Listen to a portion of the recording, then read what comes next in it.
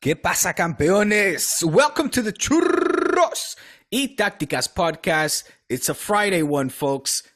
August the 4th. The weekend is at our doorstep, and we are here with a back-to-back session. It's the 1-2 punch from the dynamic duo, your favorite. What should we call it? Comedic football relief duo? I mean, we try to be serious, but we also try to give you guys a little bit of banter, a little bit of good vibes as the rivalry and the history between Barca and Madrid continues to roll on. I'm just realizing this is the post-Clasico pod, Kiyan. So we have a ton to get through. 7-3, baby. We're counting friendlies here. 7-3 since Xavi's arrival in the Clásicos against Don Carlo. Why stop there? Let's make it 8-3. You had a moral victory in the Super Cup last year. That's another win. What else? What else did you guys do? Remember that time where Dembele scored? We won La Liga. Remember that time that Dembele scored against Inter and you guys thought you won the Champions League? That's 9-3. Dembele, a lot of stuff we got to get through, Kiyan. So listen, like I said, it's a back-to-back session, free one, and then make sure you head over to patreon.com/churros y tácticas to get also the delicious Patreon edition. Again, we have been blessed and we're privy to answer all of the questions. So many questions submitted by our loyal listeners. Quality stuff. So again, without any further ado, because we got to get into it, let's roll on with this edition, the free one. And just quickly before we get started, you'll notice that I'm holding my microphone, Kiyan. It's because as I was setting up, I came from the coast, so I had all my stuff up there. Set it up for today's pod. I snapped off the microphone as I was adjusting it to the mic stand. So I'm sans mic stand at the moment. Yeah, and we'll have to figure stuff out. But hey, good to be back. Good to talk to you. This is going to be also the back-to-back session, the last one from here, at least from my end, for the next 2 weeks, because I'm actually going to Mallorca today. We're catching the boat tonight. Wow. So yes. I know it seems like I'm out a lot, but I tell you, it's only because I no longer work for my beloved club here, Barca, that I've found myself with an unexpected and quite frankly, not wanted free time neither. Because, the parents meet the family meet once a year at the house that my parents have rented always. So better be there than here, especially with all this heat. So I know it seems like I'm on holiday, but trust me, I'm in full-blown work mode, Kiyan. I have not stopped. I'm working on my website. A lot of stuff is going to come out. And it's I have some more news actually on that front, which I shared with you, Kiyan, on WhatsApp, but I noticed you didn't react. But we'll talk about that on the Patreon edition, because I have some really, really, quite frankly, bad news and a little bit of embarrassing news as well. I got something I think from you somewhere on maybe IG, and I read that. I was like, oh, but I was like about to board a plane. I was like, I can't answer this right now. Yeah, well, that's a massive blow. That what I told you is true. So, but anyway, more news on that a little bit later. Kiyan, it's Clasico pod, we could say. 3-0. Let's go over it. I'm sure you guys already discussed it at length on Managing Madrid. I haven't heard any of your feedback. All I got was your somewhat, cynical comments with regards to us winning the World Cup and parading that one around. So I know you want to get that off your chest. But yeah, man, 3-0 it did end. To my surprise, I quite honestly, look, it didn't feel like a 3-0 win. And how many times have I come on this podcast and said we were closer to, let's say, the 1-0 or the 1-1 than you guys were for the 2-1 or the 2-0? Well, this one didn't feel like it was going to end 3-0, and Madrid were closer to a 1-1. And it could have ended in a draw, and I think that would have been fair as well. It didn't. 3 fell in favor for us.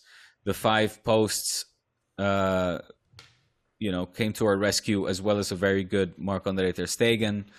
And how do what was it for you? You were there at the scene, man. So break it down for me. Yeah, I'm happy to report that the journalists from last year were there as well again.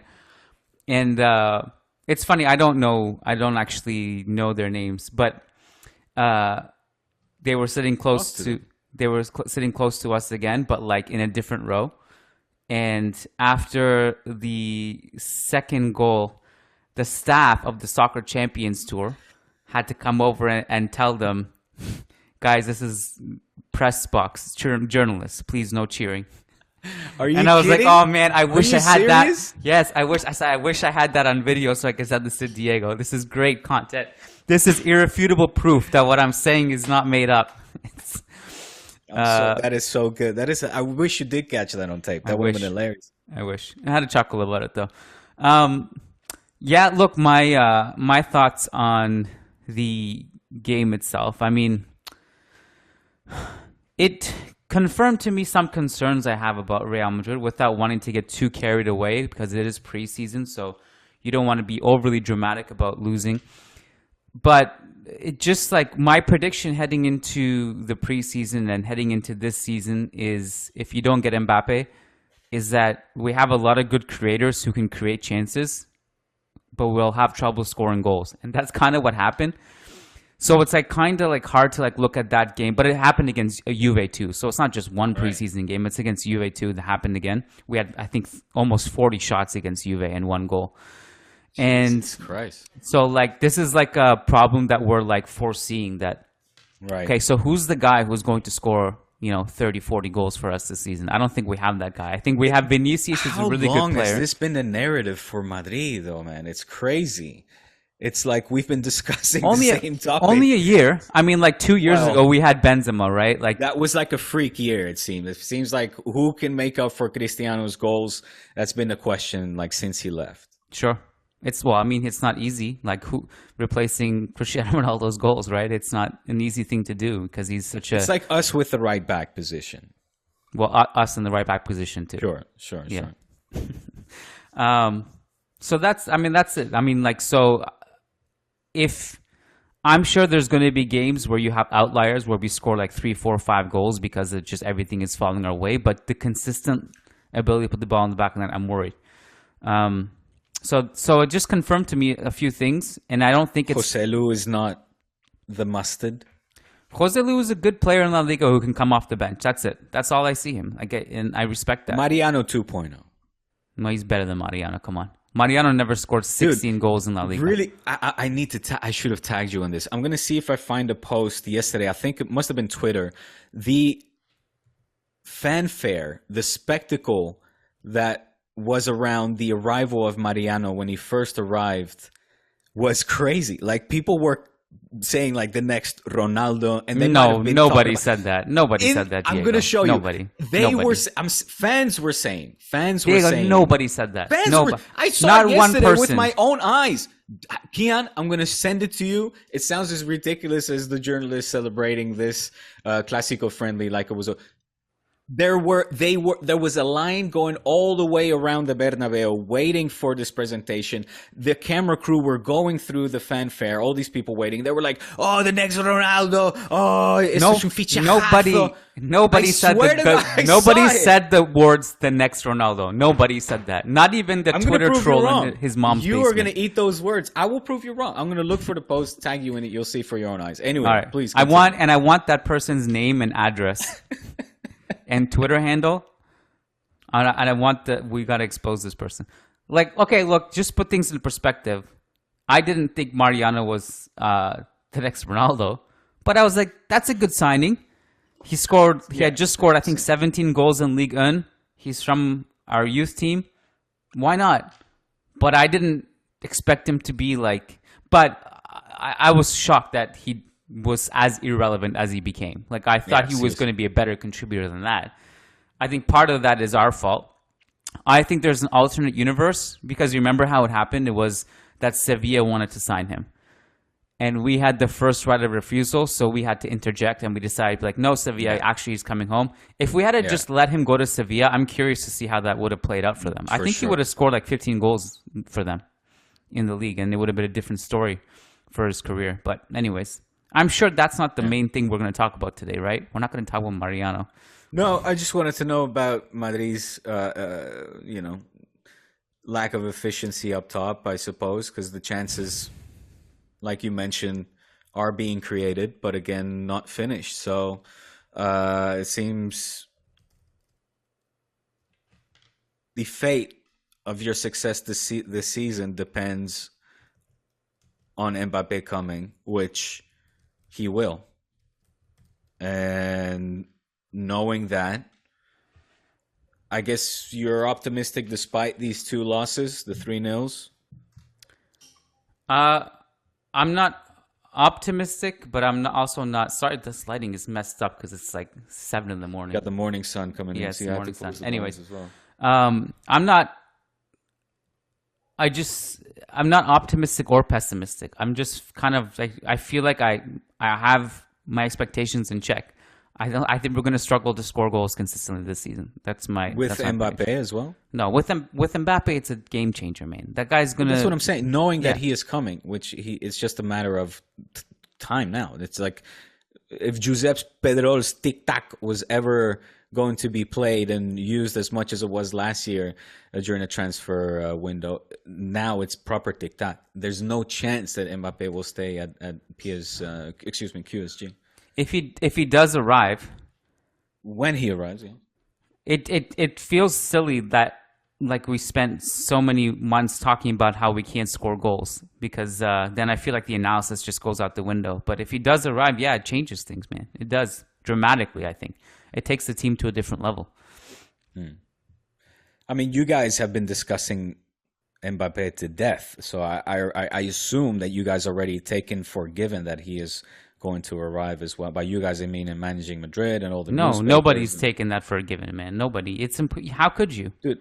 Because look at the situation. It's now as well with the clause that. But I also know for a fact, Diego, that Real Madrid have not, they have not made contact at all with Mbappe or PSG. Like it has not happened. With Mbappe, the things are done. It's a done deal. If you're now drinking the PSG Kool-Aid, but this is what El Khalifi wants you to believe. But we know how these things go, Kiyan. I mean, I know that legally you're not allowed, so QSG is hoping that they have had some case to put una denuncia, right? Like all I'm saying is that the PSG need to take initiative, or Mbappe needs to take initiative and actually get the ball rolling. Because as of right now, there's nothing in place. There's no contact. So when is it going to happen? Like, is it just going to be a matter of PSG gets desperate enough to be like, all right, fine. Like, you guys this is what we're willing to sell him for, and then start the negotiations. Well. Yeah, I wonder who it favors to run down the clock, I guess. I don't think that QSG is necessarily... They really care whether they let him go for free or I think it's a lose-lose-lose. I think we all suffer leaving it late. Everyone loses. But I think Real Madrid is in the right to not do this, especially after what happened last season. Like if you guys do the same thing that you did last season and then he doesn't come again, it would be the ultimate embarrassment, of course. Yeah. So that you want to save your face. I get that. Of course. So I also think like as soon as you make an offer, you lose some of the leverage. And I think the expectation probably is that at some point, this guy's being outcast from the locker room. He's being marketing campaigns, publicly humiliated by his own club, and at some point PSG were like, okay, we really don't want this guy to stick around and then walk for free next season, so let's just get in touch with these guys. That's what has to happen. Did you hear or read about Lucho leaving all of a sudden last night? I guess that's been now. That's not going to happen. I knew that was bullshit. I don't know what element of truth. I mean, apparently he posted something on his Instagram saying, all for one, one for all. I think he might have even written that in French of the Three Musketeers. But you knew that was bullshit. It would have been amazing had that happened. And Lucho just would have upped himself. I would have bought a Lucho poster today and hung that one up on my wall. Not that I haven't had posters of Luis Enrique in the past. It would have upped his status of un puto ídolo. Unfortunately, that's not going to happen. So okay, Clasico for you was a free clause. You're not sweating it. Juve was a free clause. You're not sweating it. You see obviously the gaping hole that continues to exist there up front. So Mbappe is going to come at some point and take care of that. You guys winning the Champions League and reconquering La Liga. Meanwhile, over at Football Club Barcelona, Mbappe has jumped on the QSG bandwagon and has Dembele. What did I say? Did I say Mbappe? You said Mbappe. Right, Dembele. And we have a right wing problem now, or do we? I don't know. Let's talk about that a little bit. Mbappe. Why do I keep saying Mbappe? Dembele leaving for. You're already terrified of Clásicos with Mbappe. I like how you pronounce it different than me. Mbappe. I say Mbappe. I guess here they say sounds Mbappe. all the same to me. Mbappe. Sounds all the same. Well, there's a different connotation and the different letters. I feel like if Mbappe does arrive, you can just have so many moral victories, because if you lose Clásicos against Mbappe, you'll be like, oh, but we did well against the best player in the world. So I like how fucking now we have you now are let's go 10-3. Having lost La Liga, lost the Clásicos since Xavi's arrival, lost this Clásico. What do you say? You're very a little arrogant, my friend, if I may say so. Eating a bit of humble pie would do you some good. Yeah, I actually do need that. I do need some humble pie. So listen, obviously, you don't think we have a problem with Dembele leaving? I definitely think that's going to hurt you if he leaves. Well, obviously, yeah. Unless you find a really good replacement. He's left. He's already gone. Here, let me... He hasn't. Yeah, it's going to be hard to replace. He's a very unique and dangerous player that I don't think there's another profile like him in the Barca squad. I agree. I see a lot of culés very happy about his departure and, saying finally the rat is gone. Oh, this guy that has plagued us and humiliated us for the cool. last Good luck replacing what he brings to the table.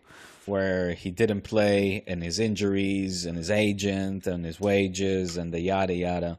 I think we're missing, if not the second best player of our squad has now departed. Wow. Yeah.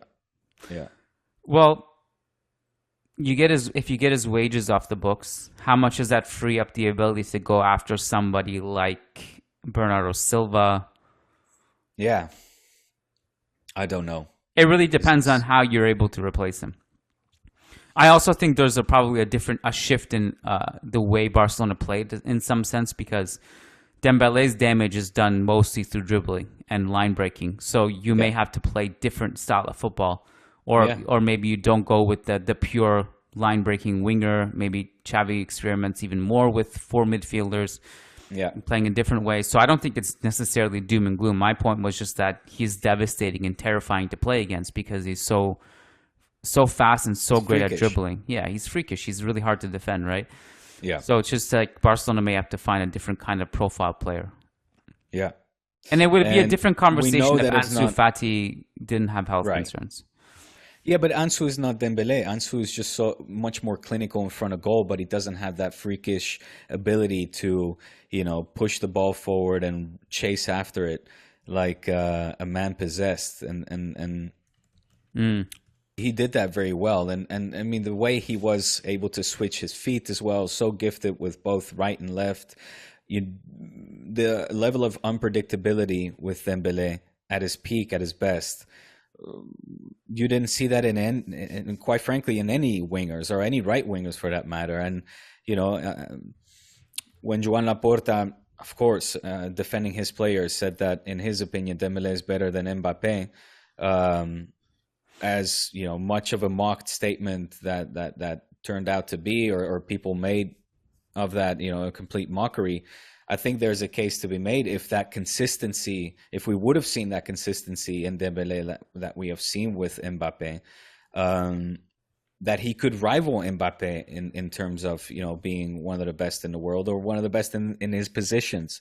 It's the inconsistency, and of course also the fact that he has become injury prone, that makes that statement ridiculous. But I don't think from a talent standpoint, that that is so, say, outlandish. I mean, I think we could have an interesting debate that from a pure talent perspective, I think Mbappe could rival, or Dembele could rival Mbappe. So we're left with, you mentioned Ansu. I think this will be good for Ansu Fati. We can't expect from Ansu Fati a similar style of play. I mean, he's always shown that he's not that kind of a player. He's just much more clinical and able to be efficient from, difficult positions. But that explosiveness that he showed in the beginning, when he was 16, breaking out in the first team, I don't think we can expect that to come back from Ansu Fati. Hopefully I'm wrong, but hopefully we can see an Ansu Fati that can be, clinical, that continues to put the ball into the back of the net with rare occasions, and hopefully that will translate into more minutes as well. But even Rafinha or Ferran Torres they are different kinds of players than Dembele, and they don't fulfill that talent that Dembele brought to the table. So I get Ansu Fati. I get Xavi's disappointment. You mentioned Bernardo Silva. I think that, according to reports, that is now where the priority has shifted. Of course, there's a lot of talk with Cancelo as well. The right back position being one that needs to be strengthened, if not filled, in the case of Barca. And these players come with a hefty price tag. So to go back to your question of how much does Dembele's salary now alleviate the salary cap of Barca, I'm not really sure, because things are not fully transparent. So you don't know exactly if Dembele was making between 7 and 11 million, whether what portion was exactly net or gross. And even from the transfer fee itself, so whether QSG is going to end up to pay the 50 million buyout clause, as a symbol that used to be the clause that needed to be activated to buy out Dembele before the 31st of June, that for some reason now is also the negotiated price, and has just been it almost feels like we're forced to accept it. I don't really understand. Call me ignorant, naive, or whatever, why there is no negotiation. As far as I'm concerned, the clause has just been upped, right? It was increased to 100 million. And we just have to accept 50, and half of that going to Sissoko and the Dembele crew. So we're just left with 25. I don't know. A lot of questions I have, Kiyan, about this whole transfer. Why is there negotiation? Okay, I get that there's only 1 year left on Dembele's contract, and that he would also walk away for free next year, and that we are now in dire need of some money falling our way. So here, 50 will have to do. Shut up, take it or leave it. Es que no lo sé, no lo entiendo, tío. I don't understand. Maybe they are negotiating. This transfer has not been made official yet, even though, Fabrizio Romano, the great Fabrizio, has tweeted that it is a done deal and that the numbers are as such, meaning 50 million, 25 going to the Sissoko camp and 25 to Barca, or maybe a little bit more. Yeah. Anyway. So from what I understand, there was a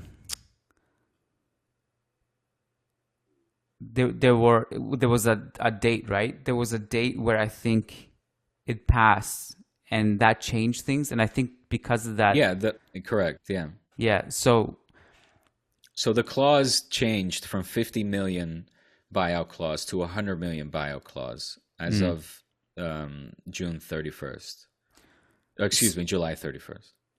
So from what I understand, I think it's also a matter of the player just wanting to go there too. And I think when that happens, Barcelona have a little bit less leverage in that sense in the negotiations. And also, I don't know if you used to work for Barca, and I don't know like how much you would have input on this, but did you see the report that it was a journalist from AS, so I don't know this person really that well, but saying that Barca have asked Dembele to give up some of that money, and he refused to do so. Yes. I think look, shoot your shot. There's no harm in trying. But I think Dembele isn't within his right to be like, no. I mean, this is what contracts are for, right? But I think what they're saying is that he has not met all of the requirements needed to walk away with the 50% of that buyout clause. So he's like, because of him leaving early, right, prematurely, it's something along those lines. So Barca's case is, hey, you're walking away with 50, assuming that you have met all of these criterias. No, you have not, because of, you're leaving before whatever the contract was supposed to be completed, or without signing a renewal. I don't know exactly. Again, here there's a lack of transparency, so we don't know what those reasons are. But Barca feel like he hasn't met the requirements to be walking away with 50% of the buyout clause or the transfer fee. And so they're saying, look, you have to give us more. And they're saying no. So this could end up in the courts, I guess. What happened to your Qatar leavers? Isn't there a new leaver from Qatar? Yeah. I mean, I don't. So what do we call, if you're going to call PSG QSG, what do we call Barca now? You know what? It's funny you mention that, because I have a suspicion, call it a conspiracy theory, that me calling QSG for what they are, QSG, a Qatar state-owned club, that is preventing me from landing certain jobs. We know that QSG is. Do you understand what I'm saying here? Yes. Okay. All right. Look, Barca are not state-owned yet, so if it's like having Qatar Foundation as a sponsor. Not something that I liked at the time. I prefer this, but yeah. I see your shot fired, and I'll take it. There will be more shots. Yes, we got to switch on over. Let's go. There's a lot of great, juicy questions, as always, that came in from our patrons, and we are going to go answer those right now in part 2 and that episode.